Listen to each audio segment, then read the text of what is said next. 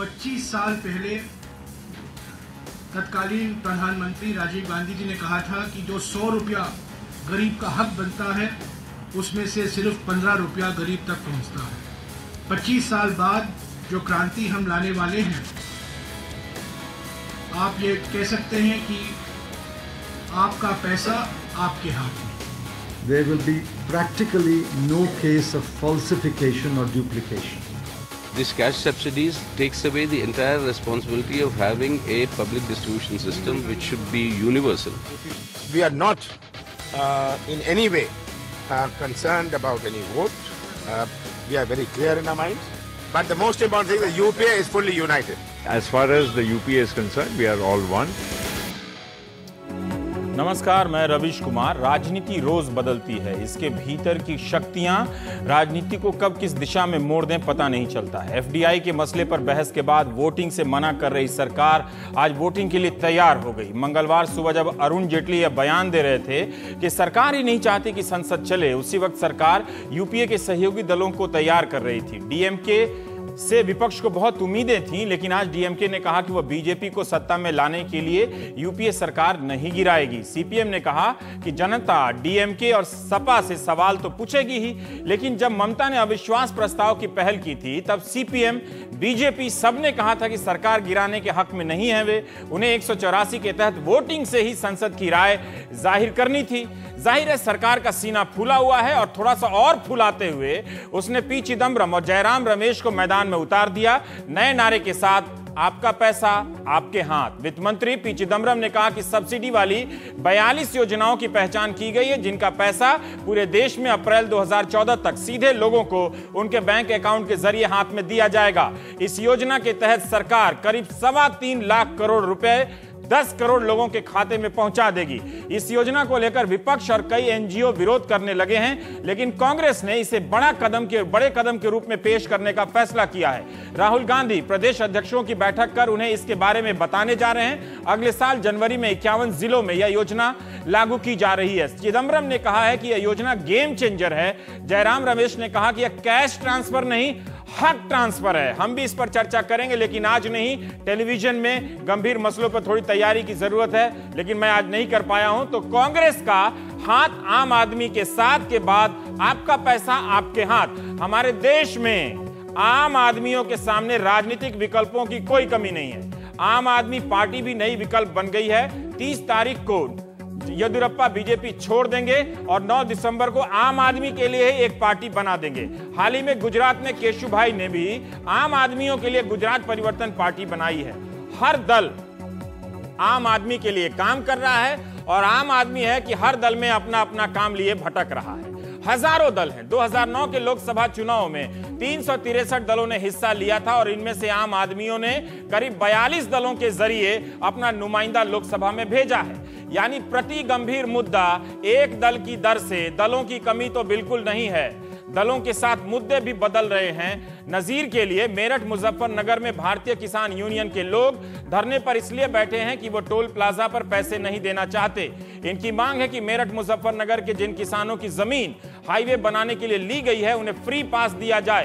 पूरे देश में इस तरह के मुद्दे उठ रहे हैं। 1 महीने से किसान टोल प्लाजा पर धरने दे रहे हैं, फैसला नहीं हो रहा है। दूसरी तरफ बोकारो के चास इलाके के लोग मच्छरों से इतना परेशान हो गए हैं कि मच्छर देवी की प्रतिमा बना ली। 2 दिनों तक मच्छर देवी की पूजा की। नगर में शोभा यात्रा निकालकर नगर पालिका के अफसरों को दे आए कि गंदगी दूर नहीं कर सकते तो मच्छर देवी का मंदिर ही बना दीजिए और पूजा करते रहिए। यानी प्रदर्शनों का आइडिया सरकार और राजनीतिक दलों के आइडिया को जमकर टक्कर दे रहा है।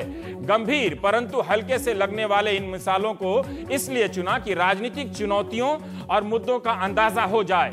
जंतर मंतर पर सिविल सोसाइटी जनसंसद लगाकर इस सिस्टम को नए कानूनों के जरिए और बेहतर करना चाहती है। सब सिस्टम की तुरपाई कर रहे हैं, लेकिन अरविंद केजरीवाल दावा कर रहे हैं कि वे स्वराज के जरिए पूरे सिस्टम को बदलेंगे।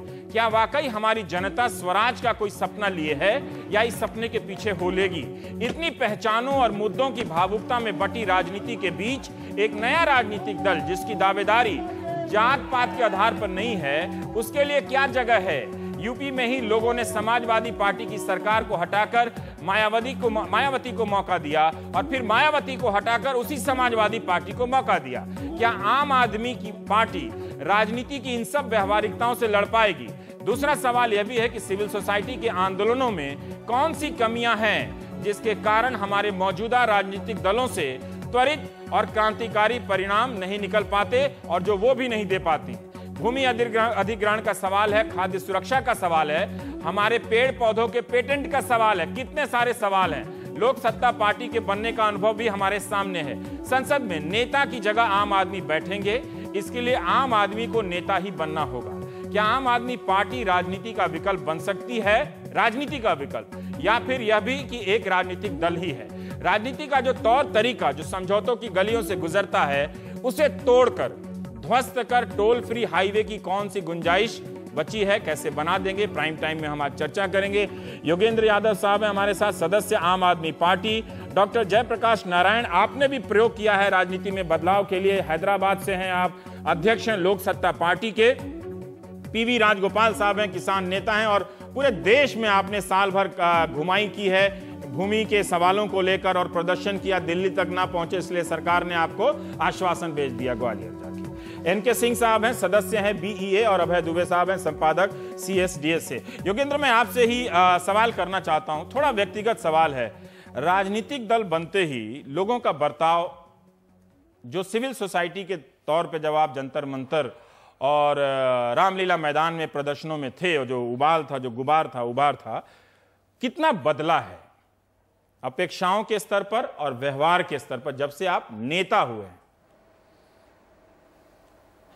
अभी तो खैर नेता ना बने हैं, ना कोई अपने को नेता की तरह देखता है और नेता बनने लायक कोई काम भी तो नहीं किया रवीश अभी हमने, कम से कम मैंने तो कतई नहीं किया।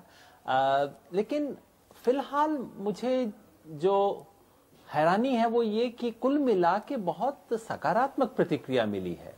अब ये संभव है कि जो लोग नकारात्मक बात कहना चाहते हो शराफत से चुप हों, लेकिन आम तौर पे जो लोग मिलते हैं वो ये कहते हैं कि अरे भाई आप लोग सफल हो पाएंगे, नहीं हो पाएंगे, काम तो अच्छा कर रहे हो, हिम्मत से कर रहे हो, बड़ा मुश्किल है इन मगरमच्छों से निपटना। कुल मिला के मैं इस सब को सकारात्मक मानता हूं, उनकी शंकाओं को भी सकारात्मक मानता हूं, उनके मन में जो अगर संदेह उत्पन्न होते हैं सफल होंगे या नहीं, उसे भी मैं सकारात्मक मानता हूं, क्योंकि कम से कम समाज में लोग नोटिस तो कर रहे हैं।